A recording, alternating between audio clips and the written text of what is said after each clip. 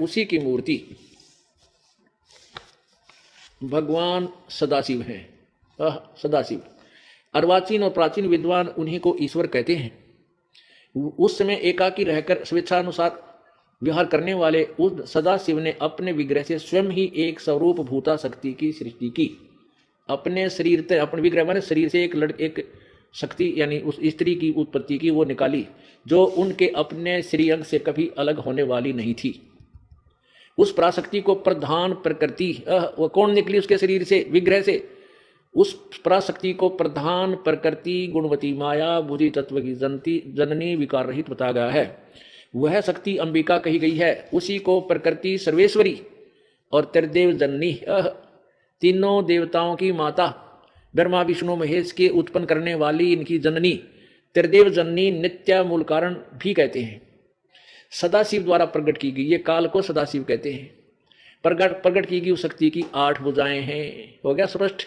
इस वीडियो को देखने के बाद आपको पता लगा होगा कि ये तीनों देवों की उत्पत्ति देवी अष्टअंगी यानी दुर्गा से हुई है। लेकिन अगर आपको लगता है कि शिव पुराण में गलती से लिखा गया होगा, तो अब मैं आपको गीता जी से प्रमाण दिखा देता हूं। और यह प्रमाण मैं अपने गुरुदेव यानी संत रामपाल जी महाराज जी की जगह आपको ऐसी जगह से दिखाऊंगा जिसके ऊपर से आपको पूरा यकीन हो जाएगा, तो वह है गूगल।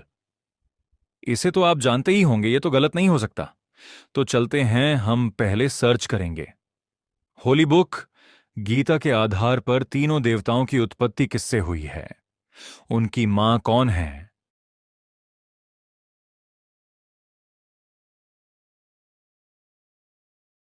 भगवद गीता के अनुसार ब्रह्मा विष्णु और शिव की उत्पत्ति दुर्गा प्रकृति से हुई है।